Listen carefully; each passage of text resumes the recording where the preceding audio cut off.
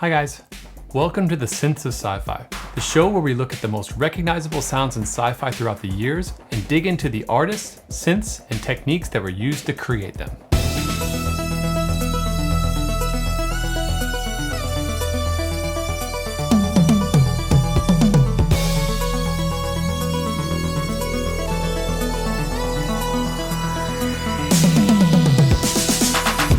For today's episode, we're going to look at one of the most rare and sought-after synths on the planet today, how Jerry Goldsmith used it to create the dystopian soundscape on the classic sci-fi film Logan's Run, and that iconic time it was used to talk to aliens.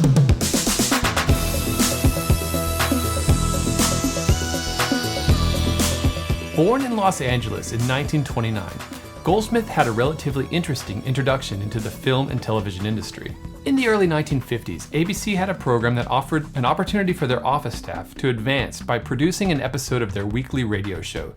Newly married and hungry for employment, Jerry faked a typing test and posed as a typist in order to take part. The music that he created caught the ears of the executives, and they offered him an entry-level position in the television music department. Goldsmith slowly worked his way through the LA studio system, scoring several feature films and earning Oscar noms for some classic works such as Patton, Papillon, and Chinatown, before finally scoring his one and only win for his work on The Omen in 1975. Fresh off the Oscar podium, Goldsmith was hired to score the dystopian sci-fi film Logan's Run. He wanted to create something new and fresh for this film, which was set in the then distant future. Check out the amazing synth textures in this over-sexual and unapologetically 70s scene.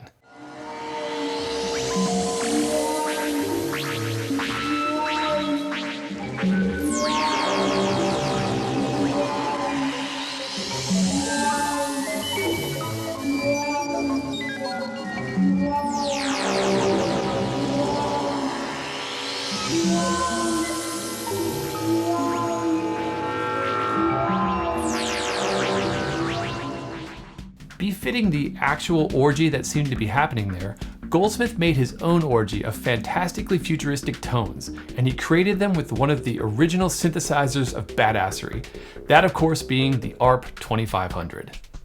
As the beautifully over-engineered big brother of the ARP 2600, which we featured in the previous episode, the ARP 2500 is one of the most iconic synths of all time, and being that there were reportedly less than 100 units made and only an estimated 50 left in the wild, it's possibly one of the most rare and coveted synths on the planet today. With a possible price tag reaching nearly $20,000 at the time it was produced, that's pushing $100,000 in today's dollars. This was not a synth for the masses, and only found its way into universities and the studios of the most elite composers and producers at the time. Goldsmith, coming off his recent Oscar win and set to create the score for the dystopian epic, definitely found himself in the right place at the right time to make the most out of this monster. The ARP 2500 is a large modular system, similar to the Buchla and Moog systems that were being produced at the time. The major difference being that rather than utilizing cables for the patching, it included a switch matrix above and below the modules. Although problematic at times, this matrix allowed for an unencumbered access to the modules and more freedom for exploration. The 2500 was customizable and featured all of the classic modules that you would expect at the time: voltage-controlled oscillators, ring mods, sample and hold and random voltage generators, and even a 3-channel 8-step sequencer. Notably, the 1047 multimode filter is seen as one of the best-sounding analog filters ever made. Now, Jerry Goldsmith wasn't the only composer to use the ARP 2500 at the time. The legendary John Williams used it as an intergalactic communication tool in his score for Close Encounters of the Third Kind. Who could forget this iconic 5-tone melody?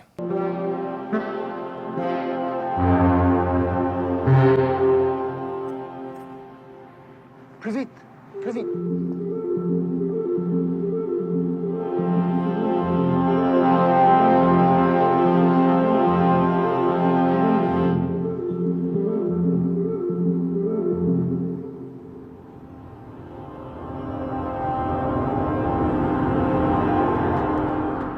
Did you eagle-eyed synth enthusiasts catch that? It seems that Spielberg actually incorporated the synth into the story. And the guy playing it in the film isn't actually an actor. That's Phil Dodds, who was the service manager at ARP at the time. The story goes that after setting up the 2500, he was asked by Spielberg and Williams to create some demo patches. Spielberg thought that he had the perfect look and character for the role of the synth player and cast him for the film on the spot. Needless to say, I don't have an ARP 2500, so I'm going to try to recreate some similar tones with the synths I have on hand. I think I'll use the Make Noise shared system for this one. Let's see what it would sound like to combine the melody from Close Encounters with the synth orgy from Logan's Run.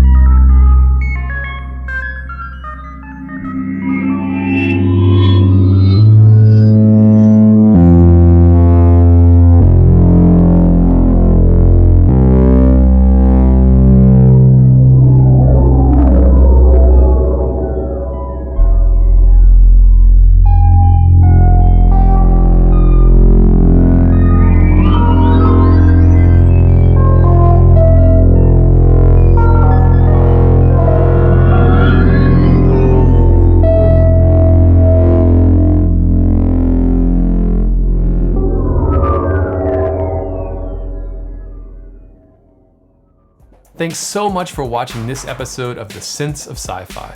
I'd like to do more of these, so please leave me a comment if there are any iconic sounds that you would like me to feature. And if you like this video, please consider supporting the channel by hitting those like and subscribe buttons. I'll see you in the next video. All the best.